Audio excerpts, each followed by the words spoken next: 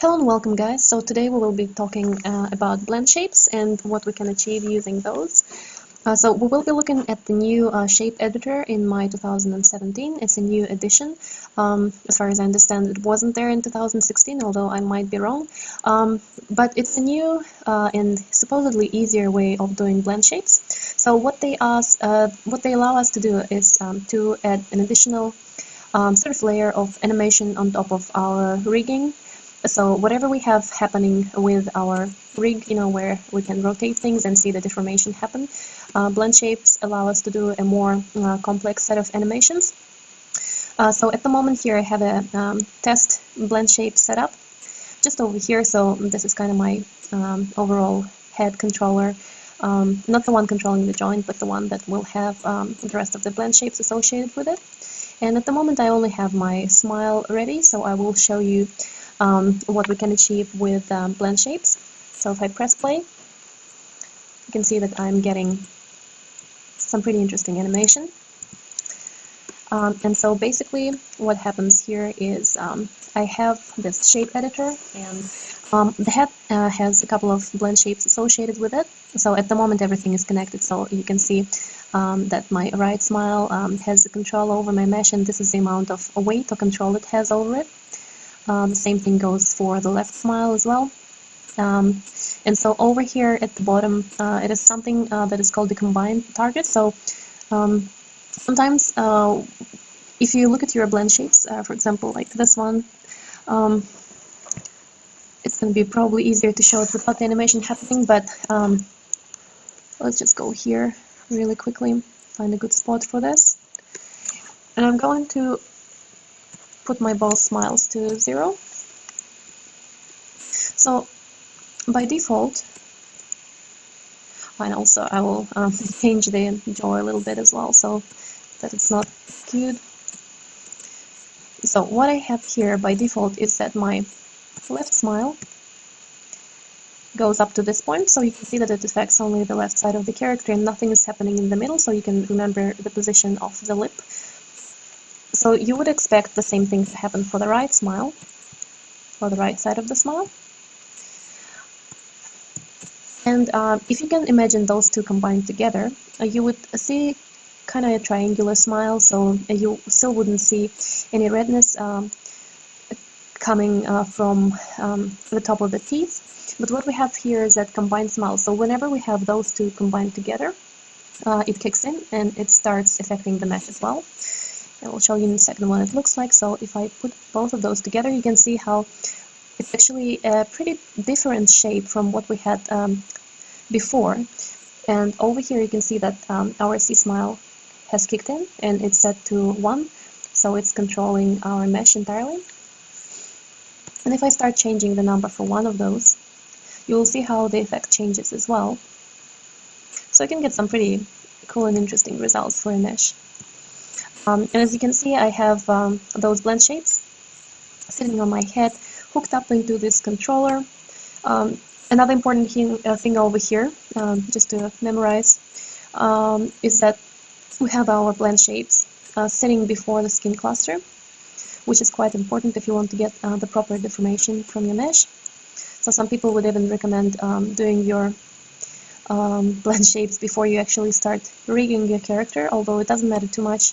And sometimes if you got this wrong, you can change the position, or I guess the number of your blend shape by going into the inputs of the mesh. So it just says construction history inputs. And over here you can middle mouse drag things. So if I wanted, I could drag my skin cluster below the blend shape, although I'm not going to do it. So this is just going to ensure that everything works properly. And as you can see in my shape editor, I also have another set of blend shapes, which is sitting on a completely different piece of geometry. So this is my pupil. And I have it hooked up to my eye controller, and I can control it over here. So and you can see the number changes on the left. So what's happening on the left at the moment? If I open this up and do this again, we have an in-between key. So sometimes when you work on some pieces of geometry and you notice that somewhere in between, when it deforms, it just gives you a really terrible result. This is where you want to use an in-between. So it's sort of like setting up another key for your blend shape, and you can change the interpolation of it. So pretty much the same setup your animation keys would have. You can also change the curve over here if you are interested. But for now, I'm just going to go to my very first position and pretty much destroy the setup I currently have. So get rid of all the head blend shapes and pretty much everything. So for that, I'm just going to open another file.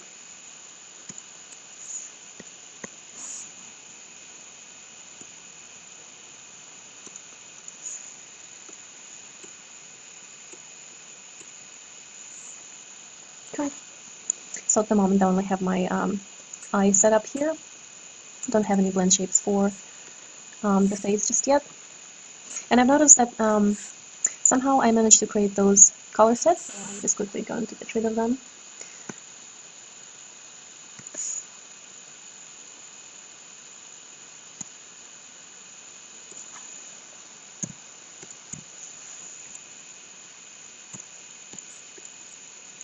They were not doing anything, so now my mesh is pretty clean. So I only have my skin cluster, which means that I have joins associated with the vertices on my mesh.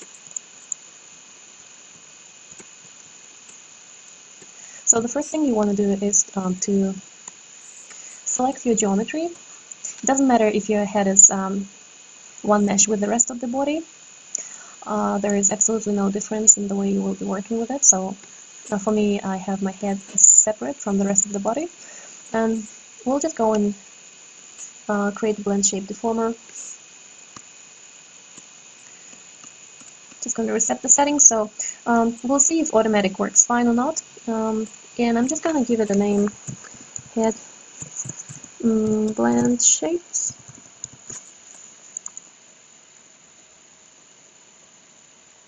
Hit create.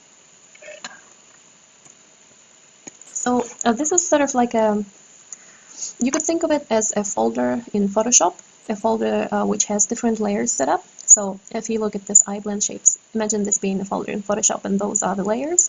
So if the folder has opacity set to 100%, it means that all of the layers will be shown. But if I were to put it back to 0, I wouldn't be able to use any of my layers because I just wouldn't be able to see them. And if you look at those guys, whenever you put them down to 0, it means they have no effect on the mesh anymore. So we just created this new folder, something that gives us control of all of the blend shapes we will be creating. But usually you keep it set to default position of 1. And when you hook up your other blend shapes to the controller, that's what you want to be controlling. So by clicking on this head blend shape, I'm going to add a target. And also, let's look at the geometry just under the channel box. You will see that our blend shapes were created before the skin cluster, which is what we want to see. And so here we created this new additional blend shape, or they call it target. And let's call this one left smile.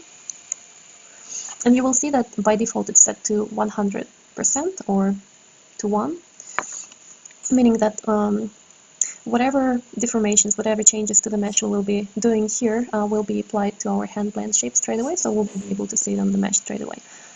And you will also see that by default Maya highlights this edit, so it means that we are in the edit mode right now. And we can start working on our geometry. So you can use the sculpting tools if you wanted. And unfortunately, I think that it's those sculpting tools that give you those additional color sets, just because you're using the sculpting tools. So I'm going to try and just use my vertex mode to manipulate the geometry. And I want to start big. And I will be using my isolate select quite a lot, just to make sure that I'm not selecting anything that I don't want to be selecting.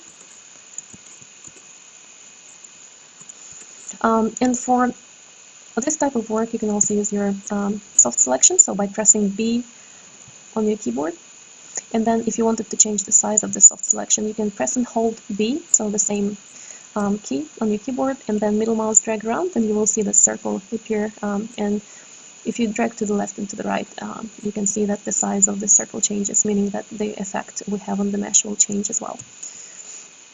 So I'm just going to be working on the left side of the character. I will try not to move those center vertices that much. And I will be doing quite a, I guess, quick job here, because I already have that set up in a different scene.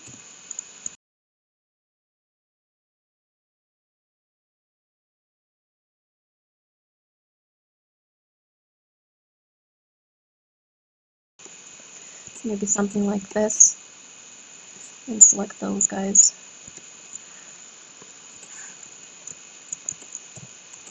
Make sure I'm not selecting anything I don't need.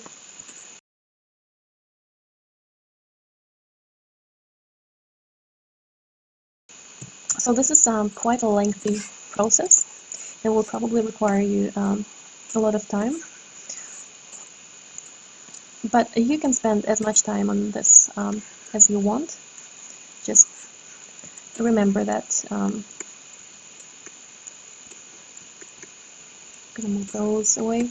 Remember that it's always up to you how much effort you want to put into something like that.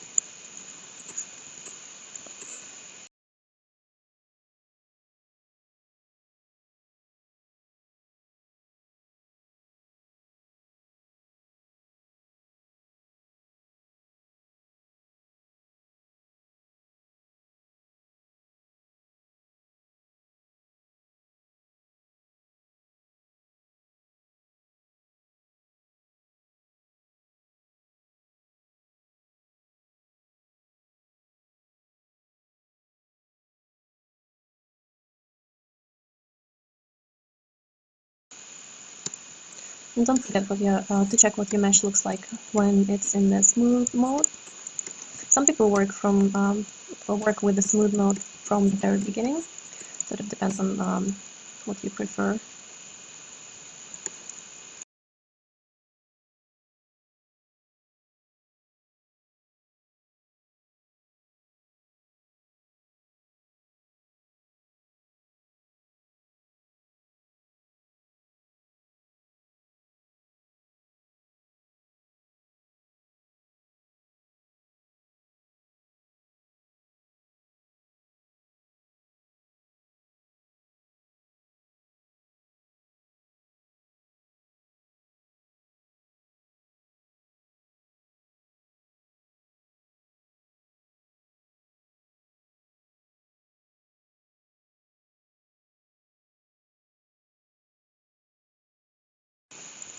Okay, so let's say we're happy with the smile just for now. You can definitely go much more extreme than that. Just don't want to be spending a lot of time on this. So what you can check here is that if we go back to 0, you can see what happens here. So this means that we're putting the opacity of this layer to 0. And if we go like this, it's set to 100%. So once you're happy with whatever you are creating, make sure that you uncheck Edit. And what we can do now is to create our right smile the same way we just created the left one, but much easier. So all we need to do is to duplicate this left smile, and you will see that it will sort of get multiplied by 2, so it will go really extreme. For some of you it might be quite cool. For me it wouldn't really work. So what I'm going to be doing with this, first thing, I want to rename it to right smile. And then right click on this layer and go flip target. And we'll see that now the smile is applied to the right side of our character, which is awesome, and we can control them together if we wanted to. What we can also do is to create what I was talking to you about before, something that is called a combination target. So I'm just going to click on this, and this is already set to 100%. So what we want to do while we're in the edit mode is to start changing the mesh. So we can just make this part a little bit more extreme.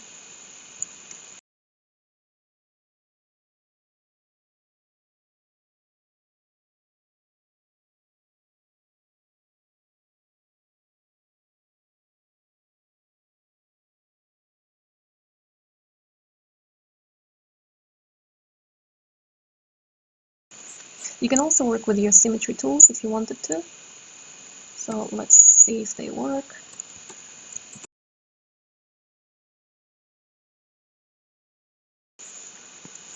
Yeah, so it's a little bit easier to control now.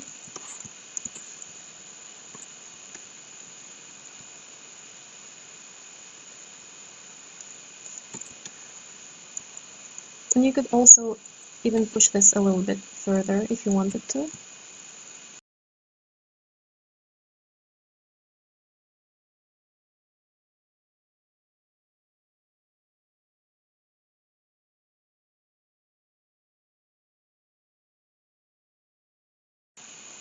So this is probably really extreme.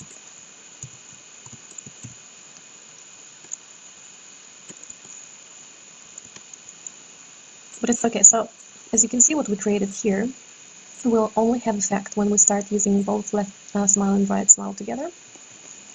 So when we start putting them down, you will see that the newly created combined version of those two will go back to 0 as well. But you will see that if we just use them on their own, our combined version is not really kicking in until we start adding a little bit more. And now we can use those two together, so it's quite cool. We're getting different kinds of smiles out of this, which is awesome. And once you're happy, make sure that you uncheck your edit. You can also rename this. I'm going to be putting C at the front for combined. It doesn't matter too much, but at least I know what it is. And so once that is done, you can start adding more shapes like this.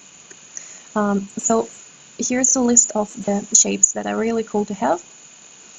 So smile left and right, which we just did, frown left and right, wide is just pretty much what my mouth looks like when I don't have anything set for it. So for your characters, your mouths are probably smaller than this one, and that's when you would want to create this wide thing. I could probably push it a little bit more, make it wider.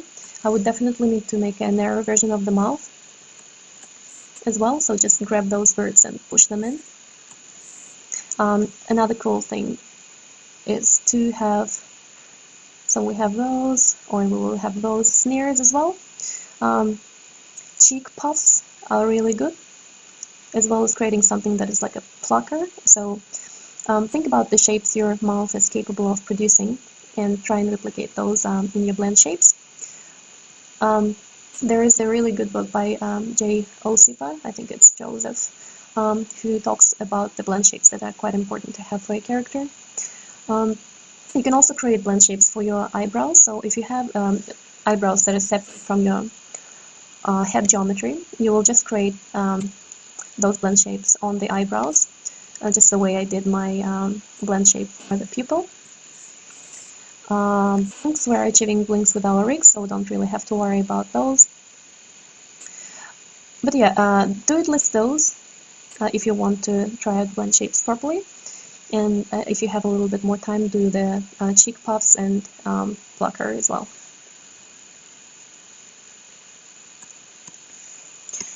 Another important thing to do is keep testing those in combination with your jaw, for example. Sometimes I notice that Maya is not displaying things correctly when we start using the animation with the joints or with our control curves, and then we start trying to use those.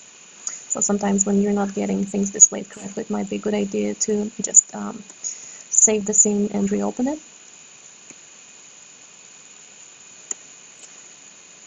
So as you can see, it doesn't look too bad. a little bit too much, but that's fine. You can always change the amount of happiness you're getting out of this guy and out of your characters as well. So let's say you created everything, and I wouldn't recommend doing this step until everything is properly created. So once you have all of your blend shapes, I'm going to put everything back as it was in the beginning, and now I can create a special control for my blend shapes. Use any type of curve you want. So for me, I'm just going to be using a standard circular or circle curve, and I will be double grouping it as well, just to stay consistent with everything else. So Control G. Actually, might get away with one group for this. And we'll call this our blend shape control. And I'm going to get this group. And this one will be our mouth control.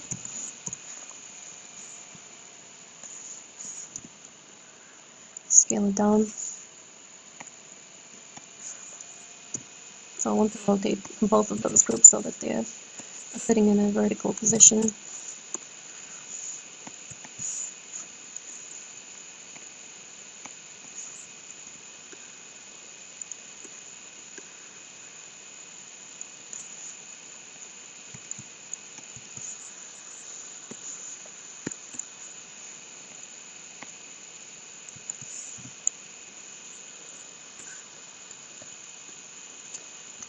So I think my controls will be sitting somewhere close to their head.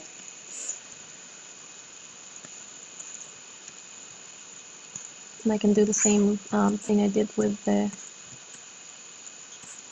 head control and just reshape it slightly. It's going to be our mouth control. And don't forget to history freeze transforms on those. And I will be putting my group 2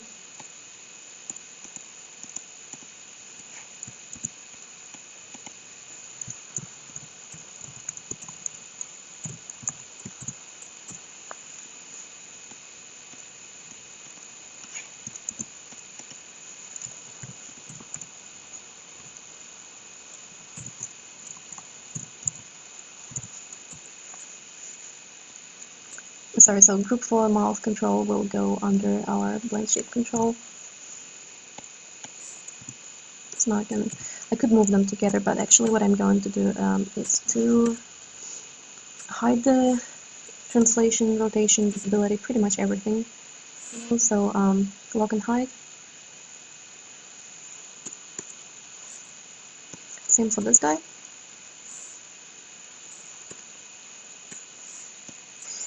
This group will be parented under our head control. It will become yellow after that, but you can change the color later if you wanted to. You can also make it smaller.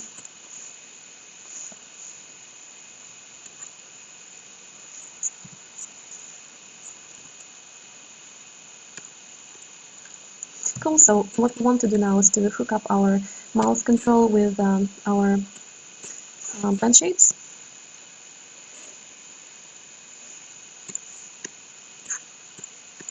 But the first thing to do would be to create additional attributes on that curve by going under Edit and Add Attribute.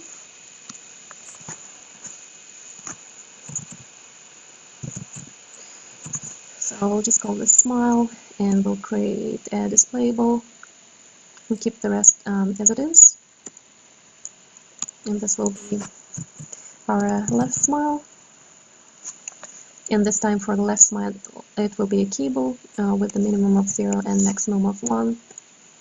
And we'll create another one, which will be our right smile. Again, keyable, float, default 0, minimum 0, maximum 1. And click Add. We can close this. So what we have here is this thing saying smile, so we just know what those controls are doing. And I'm also gonna lock this just in case. So now we can go under our general editors and we'll look for connection editor. And make sure that you have your mouth control selected and click on reload left. Now we need to click on the mesh. Click on the head blend shapes, click reload right. So over here, we'll find our left smile and we'll hook it up to our left smile in here. And it's going to be sitting under weight, left smile. And our right smile will be hooked to the right smile of the blend shapes. And you can see that we can't really hook anything to C smile because it's kind of being controlled by those two. So we can close this, and hopefully what we should be able to do now to control our blend shapes with our newly created controller. We can control both of them. So definitely if this was something that I wanted to use, I would go and smooth those out. So there is a couple of tools I haven't shown you. You can research them on your own, but under Mesh Tools, you will find all the sculpting tools. And those four at the very bottom are strictly talking about the shape editor. So the two most useful ones will be the Erase Target tool, which will be just erasing any target deformations you have applied to your model, so it will sort of be bringing it back to the original. And the Smooth Target tool will be just smoothing between your original or whatever you had on before and whichever target you were working at that time. So those two are quite cool. I haven't tried the other two just yet. But Autodesk Help will have all the important information on those tools if you wanted to look that up. And let's talk really quickly about adding in-betweens to our blend shapes as well. So I will be doing that just by creating a completely new piece of geometry. So let's say we have this sphere, and we'll go to our shape editor again. And with this sphere, we can go and create a new blend shape. So I'm not going to be worried about the position in the inputs because we don't really have anything in the inputs at the moment. So just create a blend shape, give it a name.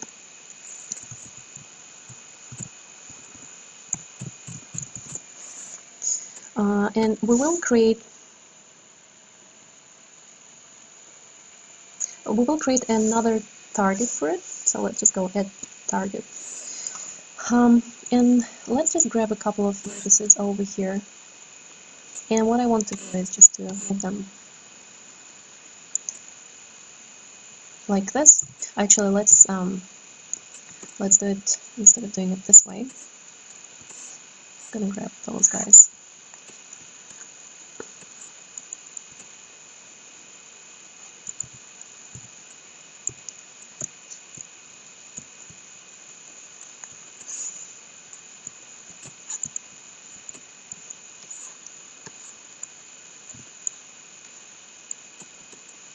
Cool. So what we have here is this weird shape, and you can see it's very linear at the moment.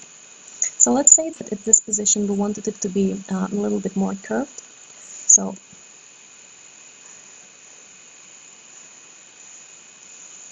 potentially what I'm trying to achieve is instead of this very linear movement, I want it to go a little bit more like this, like a semi-sphere or something. So we could do that by using our in-betweens. So I'm just going to go to 0.5, for instance. And at this position of 0.5, I want to right-click on this sphere and go add in-between target.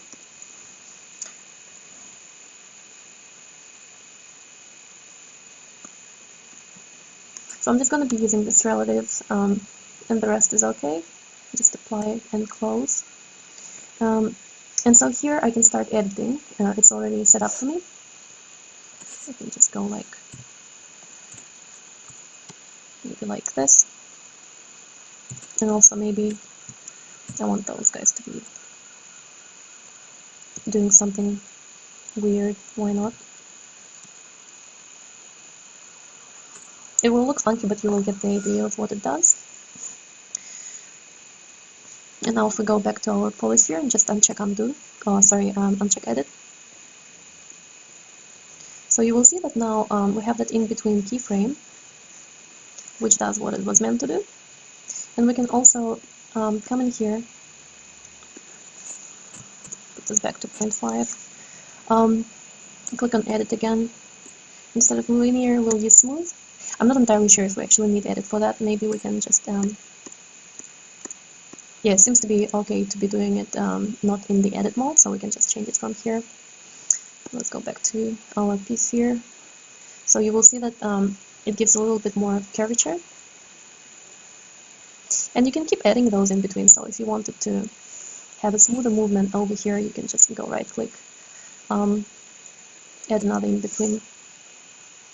And for this one, just gonna grab all of those and move them over here. Check at it. Cool, so you get the idea of the things you can do with our in-betweens. They're usually really useful if sometimes, for example, if you were to do the eyelids, instead of having this quite a linear movement, you could add a little bit of a bump. So this is easily achievable with your Blendshapes. But since we're just using a really simple setup for the rig, it doesn't matter too much.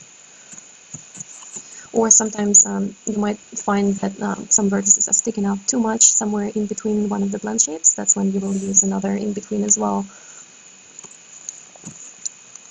That's it for today, and thank you so much for watching. Hope you enjoyed the video.